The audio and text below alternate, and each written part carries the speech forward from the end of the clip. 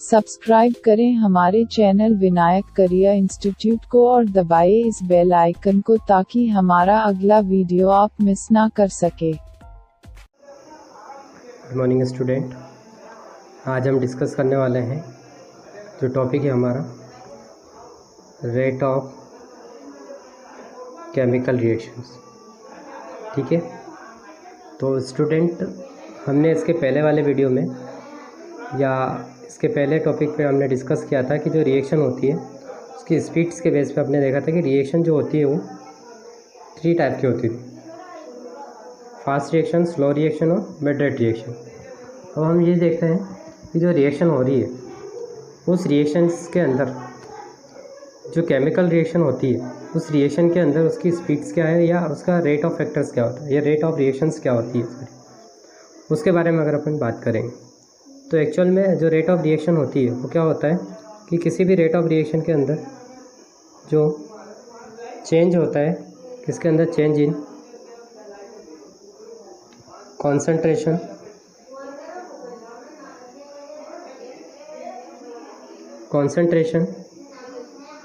Of reactant और product of पर unit time की। अगर पर्टिकुलर टाइम के अंदर किसी भी रिएक्टेंट मॉलिक्यूल्स और प्रोडक्ट के मॉलिक्यूल्स के कॉन्सेंट्रेशन टर्म्स या कॉन्सेंट्रेशन के अंदर कोई चेंजेस जो दिखाई देता है हमें, वो हमारी क्या कहलाती है, रेट ऑफ केमिकल रिएक्शन कहलाती है। और ये जो होती है वैल्यू ऑलवेज क्या होती है, पॉजिटिव क्वांटिटी में होती है ना। कभी भी रेट ऑफ रिएक्शन जो होगा वो माइनस में नहीं आएगा।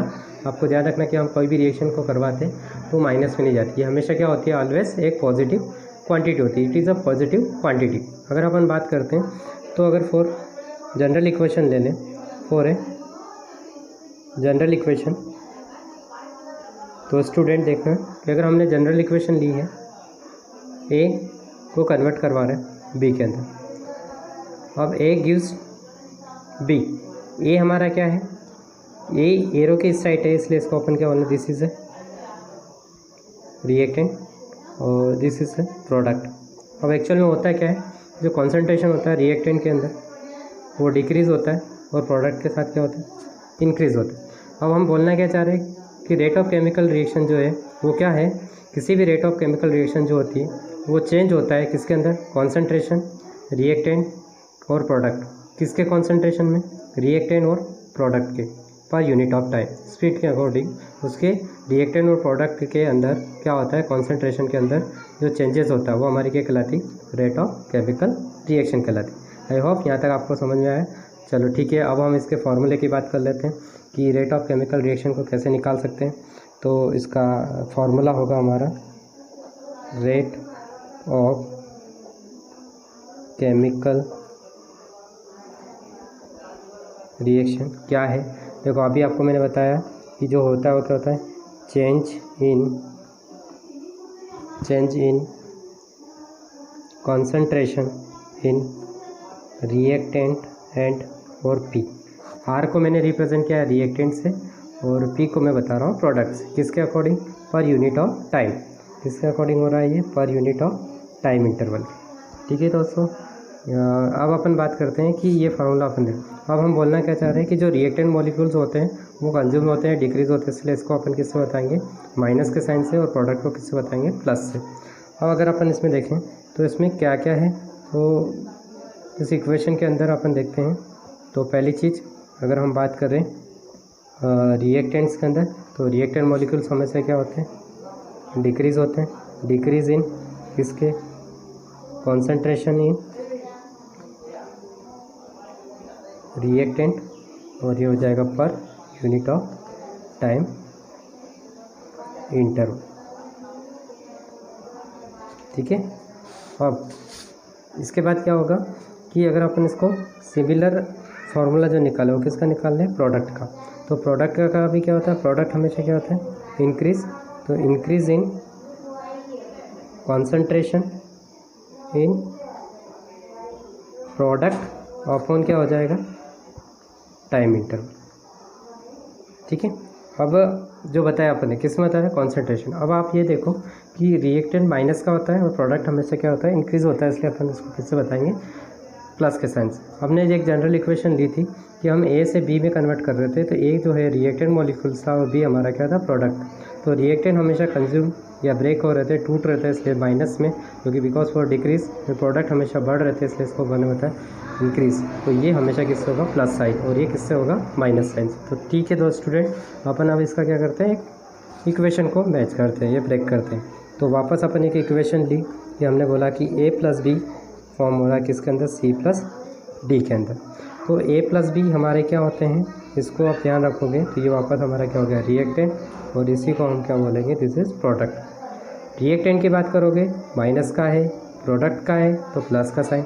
अब यहाँ पर अगर अपन देखते हैं तो जो चेंज होता है इसको हम बताते हैं चेंज, और से रिप्रेजेंट करेंगे। जो ब्रैकेट लगाओगे वो ब्रैकेट हमारा होगा, इसको बताना है अपने को, चेंज इन कॉन्सेंट्रेशन,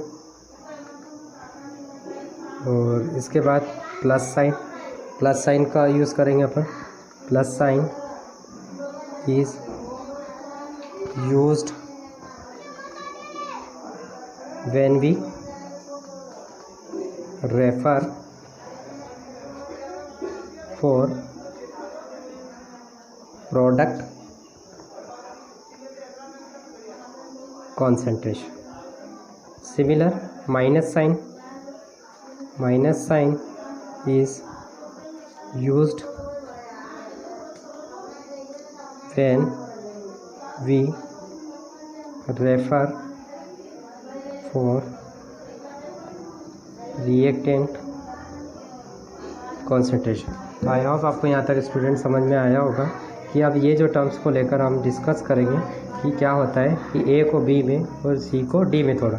तो ए और बी हमारे रिएक्टेंट, सी और डी हमारे क्या हो गया, प्रोडक्ट। रिएक्टेंट कम हो रहे हैं इसलिए माइनस का साइन, क्योंकि आपको मैंने बताया कि हमेशा क्या होते हैं, डिक्रीज़ होते हैं, इसलिए अपन यहाँ पर जो साइन यूज़ करेंगे वो साइन हमारा किसका होगा, माइनस का, और क्योंकि वो कॉन्सेंट्रेशन, रिएक्टेंट कॉन्सेंट्रेशन को क्या है, बता रहा है। प्लस का साइन यूज़ करेंगे क्योंकि वो हमारा क्या हो रहा है, इंक्रीज़ हो रहा है, इसलिए वो प्रोडक्ट कॉन्सेंट्रेशन को बताएगा। और ये वाला जो है ब्रैकेट यूज़ करेंगे चेंज इन कॉन्सेंट्रेशन के लिए, वो जो चेंजेस हो रहा है उसको रिप्रेजेंट करते हैं डेल से। तो अब आगे की हमारी इक्वेशंस जो होगी, अब आगे की इक्वेशन अगर उसको बढ़ाते हैं तो बोला अपन ने ए प्लस बी कन्वर्ट हुआ है सी प्लस डी के अंदर।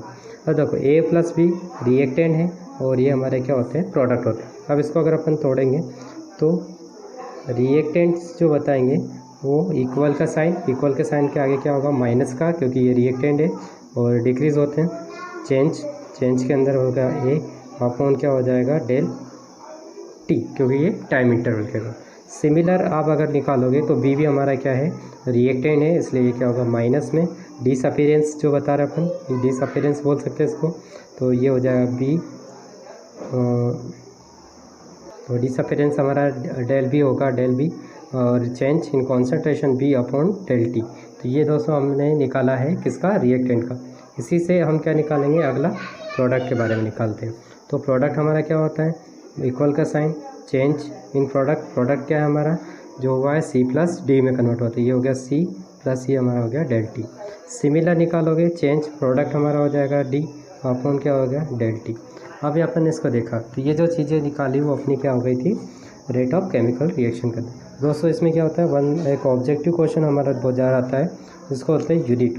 तो इसकी जो यूनिट निकलेगी वो हम बोल रहे हैं कि जो भी चेंजेस होता है वो किसके अकॉर्डिंग होता है, कॉन्सेंट्रेशन के अंदर। तो यहाँ पर हम बताएंगे, ये हो जाएगा हमारा कॉन्सेंट्रेशन, जो कॉन्सेंट्रेशन है और टाइम के अकॉर्डिंग हो रहा है, इसलिए यहाँ पर बोलेंगे टाइम इंटरवल। अब कॉन्सेंट्रेशन को हम किससे रिप्रेजेंट करते हैं, ये हो जाता है मोल्स पर लीटर, और ये हो जाएगा टाइम की यूनिट होती है सेकेंड। अब अगर इसको निकालोगे तो ये हो जाएगा moles litres inverse second inverse, ठीक है। और क्या हो सकती है, मोल लीटर मिनट इनवर्स, और क्या दोस्तों लिख सकते हो स्टूडेंट्स, मोल लीटर और पावर्स इनवर्स। ये सारा हमारा क्या होता है, ये हमारी रेट ऑफ केमिकल रिएक्शन या रेट ऑफ केमिकल रिएक्शन की क्या होती है, यूनिट कहलाती है। ठीक है। तो आई होप यहाँ तक आपको समझ में आएगा कि हमने जो इक्वेशन की थी वो इक्वेशन हमारे पास थी a + b को c में, a को b को हमने बताया था a और b हमारा रिएक्टेंट, c और d हमारा क्या हो गया, प्रोडक्ट हो गया। रिएक्टेंट को अपने ने इसमें बताया था क्योंकि इसके आगे माइनस का साइन लगा, क्यों, क्योंकि ये रिएक्टेंट है, ये भी रिएक्टेंट है, इसके लिए अपने माइनस का साइन, क्योंकि change in decreasing concentration, product increase हो रहा है इसलिए ये इसको बताया c से, और इसके आगे प्लस का साइन लिखने की ज़रूरत नहीं। अब अपन ये देखते हैं कि अगर एक इक्वेशन में लेके चले, जैसे हैबर प्रोसेस के अंदर, तो जो हैबर नाम का साइंटिस्ट था उसने क्या करा था कि 1:3 के अंदर क्या था, डाई नाइट्रोजन और हाइड्रोजन को लेकर क्या करा था, अमोनिया को प्रिपेयर किया, N2 + S2 इस रिएक्शन को करवा के क्या बनाया गया था, अमोनिया फॉर्म।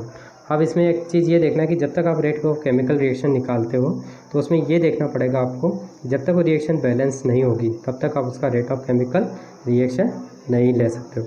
तो रेट ऑफ केमिकल रिएक्शन देखने के लिए फर्स्ट प्रोबेबिलिटी क्या रहेगी हमारी, केमिकल इक्वेशन हमेशा ऑलवेज क्या होनी चाहिए, बैलेंस होना चाहिए। तो देखो दोस्तों बैलेंस करके देख लेते हैं। नाइट्रोजन के कितने हैं, 2 मोल्स, हाइड्रोजन के नाइट्रोजन 2 एटम्स है, हाइड्रोजन के यहाँ पर 2 एटम्स है, यहाँ पर 6 एटम है, इसलिए इसको बैलेंस करने के लिए अपन क्या लगा देंगे, 3 लगा दें। तो इक्वेशन बैलेंस है। अब हम इसको क्या कर सकते हैं, रेट ऑफ केमिकल रिएक्शन के अंदर क्या कर सकते हैं, चेंज कर सकते हैं। अब देखो ये हमारा एरो की साइड है इसलिए हमारा क्या हो जाएगा, रिएक्टेंट, और इसको हम किस बताएंगे, माइनस से, और ये प्रोडक्ट है इसलिए इसको अपन बताएंगे प्लस के साइड। अब हम तोड़ते हैं रिएक्टेंट मॉलिक्यूल्स को, तो ये हो गया चेंज डाई नाइट्रोजन अपॉन क्या हो जाएगा, ΔT। अब इसमें एक चीज़ ये देखो कि इसके आगे कुछ नहीं लिखा, मतलब ये 1 मोल्स में है, ये हमारी जो रिएक्शन हो रही है वो 3 मोल्स में हो रही, और ये हमारी जो रिएक्शन हो रही है कितने हो रही, 2 मोल्स के अंदर हो रही। तो ये हो जाएगा 1/1 लिखूँ, मतलब ये क्या कहलाएगा, 1 ही कहलाएगा, और ये माइनस का आएगा क्योंकि ये क्या है, रिएक्टेंट है। सिमिलर अगर अपन इसकी बात करें तो ये हो जाएगा 1/3, और ये हो जाता है, और इसको बोलते हैं S2 अपॉन क्या होता है, ΔT। अगर ये चीज़ समझ में आई है तो आप मुझे कमेंट्स में यस या नो लिखेंगे। अगर done is complete in chapters या कंप्लीट इन टॉपिक्स, तो आप यस और नो कमेंट्स के अंदर मुझे ज़रूर बताएं।